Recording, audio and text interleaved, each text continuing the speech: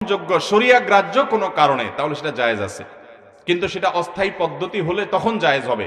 স্থায়ীভাবে জন্ম বিরতিকরণ বা জন্ম নিয়ন্ত্রণ করা, এটা কোনো অবস্থাতে ইসলামে জায়েজ নাই। আমি ব্যক্তিগতভাবে এরকম মানুষকে চিনি যে মাত্র 2টা সন্তান ছিল, এরপরে লাইগেশন করে ফেলেছেন, স্থায়ীভাবে জন্ম নিয়ন্ত্রণ করে ফেলেছেন, আর সন্তান হবে না, রাস্তা একেবারে বন্ধ করে ফেলেছেন।